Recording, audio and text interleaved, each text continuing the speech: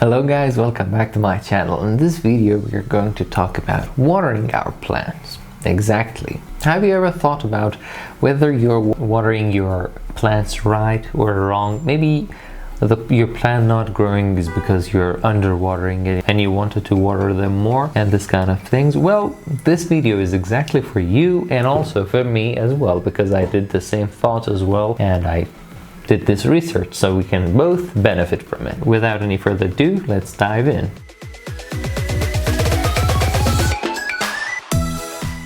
As we all know, watering our plants is a very important matter, and if we do not water them well enough, or we water them in a wrong way, it can cause a lot of different problems for our plants. So we have to be very cautious about this. It's not a very simple thing. You'll be like, it's just watering. I'm gonna put a cup of water on it and voila, we're done. No, it's not like that.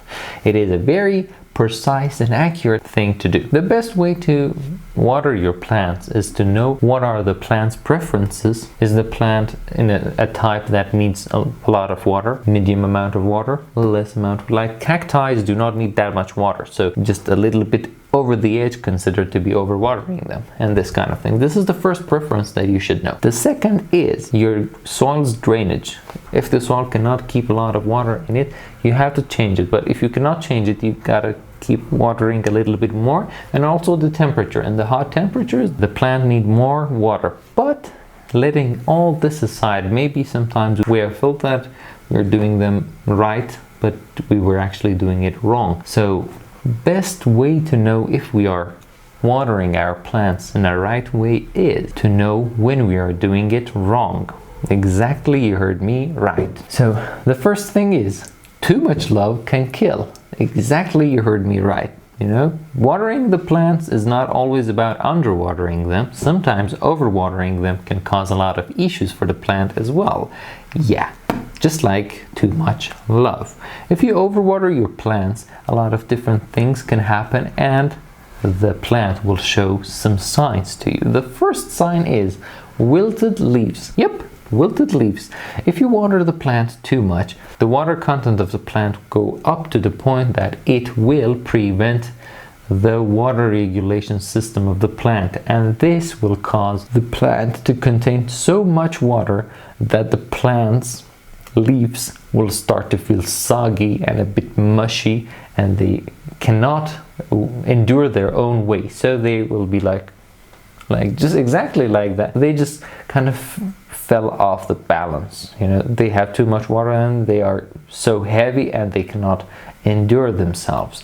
And because of that, they feel mushy, soggy, and at the same time wilted. The next thing that we will find in the plants that have been overwatered for a considerable period of time is a rotting odor from the base of the stem. When you just smell the plant, you can feel that there's something wrong with it and that smell is not good. And this is because a humid and dark environment is a very good place for the microorganisms to strive. The temperature is good, water is there, nutrients are there. What a place to be alive!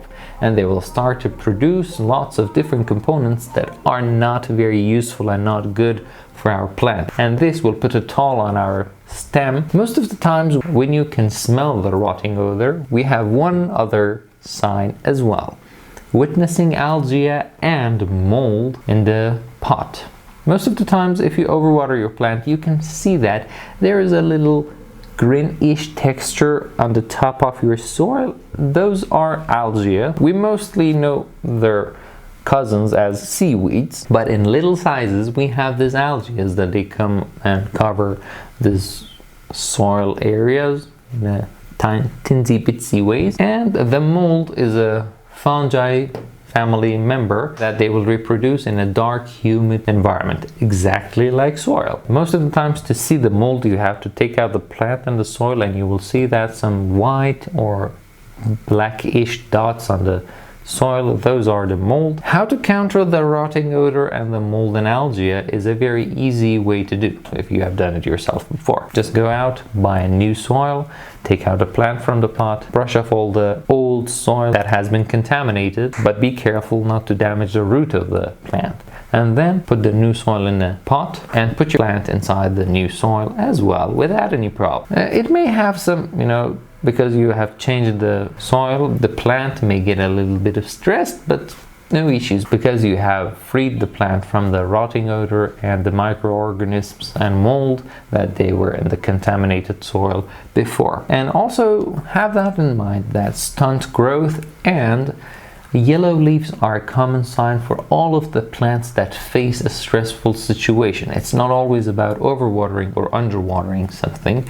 When you see that the plant is not growing well, do not just say that it is exactly because of watering. Maybe there are other issues like the soil is not nutrient enough and this kind of things.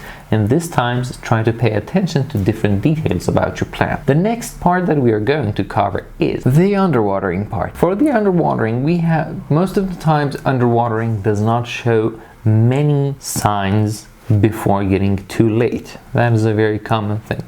Most of the times we are killing our plants by overwatering them, not underwatering them.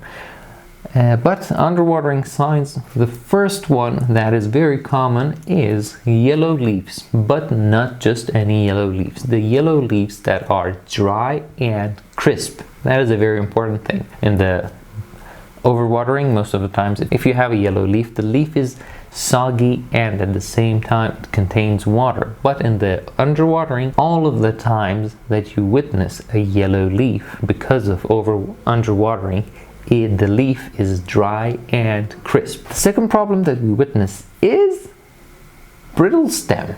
Exactly. If you underwater your plants too much, the plant base stem will get a little bit stiff, thin, and very susceptible to being bent over or getting broken. That is a very common sign. And the last one that means you have been underwatering your plant for a long period of time is the soil pulling away from the edge of the container or edge of the garden. That means that soil has not touched the water since it was born. Yeah.